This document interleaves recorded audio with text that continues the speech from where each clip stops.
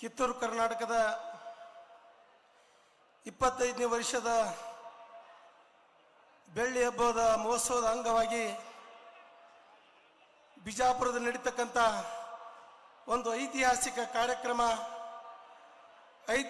ಕಾರ್ಯಕ್ರಮದಲ್ಲಿ ಭಾಗಿಯಾಗಿರುವಂಥ ಈ ಭಾಗಕ್ಕೆ ಬಿಕರೆ ಬರಗಾಲಕ್ಕೆ ತುತ್ತಾಗಿ ಗೂಳೆ ಹೋಗ್ತಕ್ಕಂಥ ಜನರಿಗೆ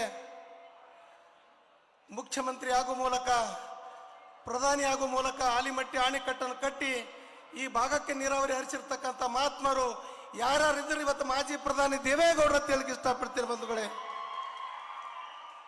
ಅದೇ ರೀತಿಯಾಗಿ ರೈತರ ಸಾಲ ಮನ್ನಾ, ಗ್ರಾಮ ವಾಸ್ತವ್ಯ,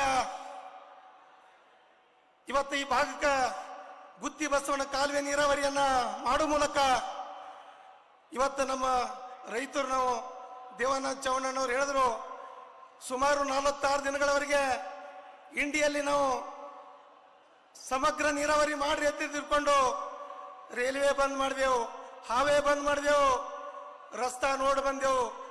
ಇವತ್ತು ನಮಗೆ ಜೈಲ್ಗೆ ಹಾಕಿದ್ರು.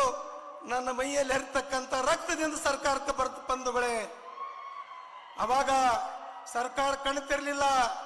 ನಮ್ಮ ಕುಮಾರಣ್ಣವ್ರು ಹೇಳಿದ್ರು, ಈ ಮಣ್ಣಿನ ಮಗ ದೇವೇಗೌಡರನ್ನ ನಿಮ್ಮ ಇಂಡಿ ಕ್ಷೇತ್ರಕ್ಕೆ ಕಳಿಸಲಕತ್ತೀನಿ, ಅವರು ನಿಮ್ಮ ಸಮಸ್ಯೆಗೆ ಪರಿಹಾರ ಕೊಡ್ತಾರೆ ತಿಳ್ಕೊಂಡು ಬಂದಾಕ್ರೆ ದೇವೇಗೌಡರು ನಮ್ಮ ನೀರಾವರಿ ಹೋರಾಟವನ್ನ ಇವತ್ತು ಎಬ್ಬಿಸಿದ್ರು.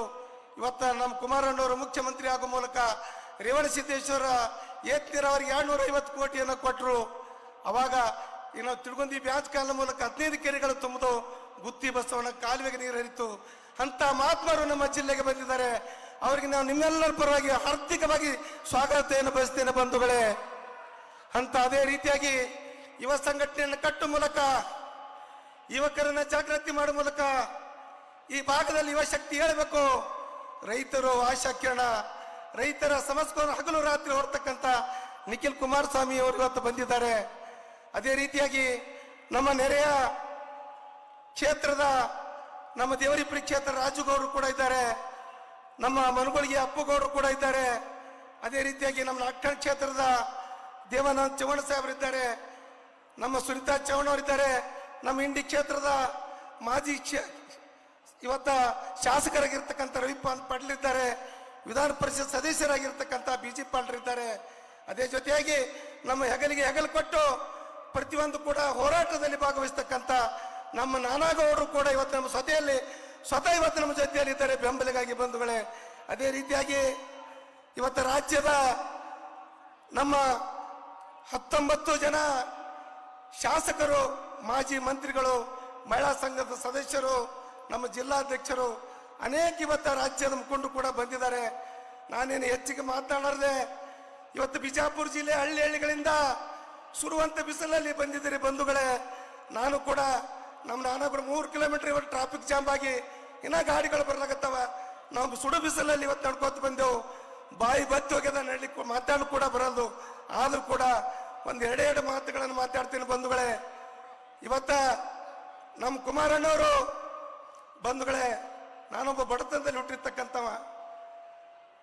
ನಾನು ಕುಮಾರಸ್ವಾಮಿ ಅವರನ್ನ ಕರೆದ್ರು, ತಾಲೂಕ್ ಪಂಚಾಯತಿ ಬಿಡಿಪಾಡ್ಲ ನಿಂದ್ರು ಅಂದ್ರು. ಅಣ್ಣ ನಾನು ಬಡವ, ನನ್ನ ಬಳಿ ರೊಕ್ಕಿಲ್ಲ, ನಾ ಏನು ಮಾಡಲಿ ಅಂತಂದ್ರು. ನೋಡು, ರಾಜಕಾರಣ ರೊಕ್ಕಿಂದ ಅಳಿಯುವುದಲ್ಲ, ನಿನ್ನ ಬಳಿ ಒಳ್ಳೆ ವ್ಯಕ್ತಿತ್ವದ, ನಾನು ನಿನಗೆ ಶಕ್ತಿ ತುಂಬುತ್ತೀನಿ, ನೀನು ಆರಿಸಿ ಬಾ ಅಂತೇಳಿ ಇವತ್ತು ಶಕ್ತಿ ತುಂಬಿದ್ರು ಬಂಧುಗಳೇ. ತಾಲೂಕ್ ಪಂಚಾಯತಿ ಆಯಿತು, ಜಿಲ್ಲಾ ಪಂಚಾಯತಿ ಆಯಿತು.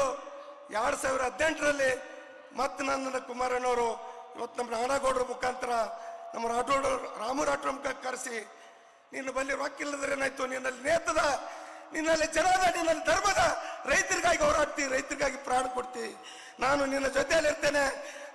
ರಾಜಕಾರಣ ಅಂದ್ರೆ ಇವತ್ತ ಬರೇ ಬಂಡವಾಳಶಾಹಿಗಳಲ್ಲ, ಇವತ್ತು ಈ ನಿಮ್ಮ ಪರವಾಗಿ ಹೋರಾಡ್ತಕ್ಕಂಥ, ರೈತರ ಪರವಾಗಿ ಹೋರಾಡ್ತಕ್ಕಂಥ ಶಕ್ತಿ ನಿಲ್ಲದ, ನೀನು ನಿಂದ್ರತೆ ಶಕ್ತಿ ತುಂಬಿರ್ತಕ್ಕಂಥ ನಾಯಕರು ಇವತ್ತು ನಮ್ಮ ಕುಮಾರಣ್ಣವರಿದ್ದಾರೆ ಬಂಧುಗಳೇ.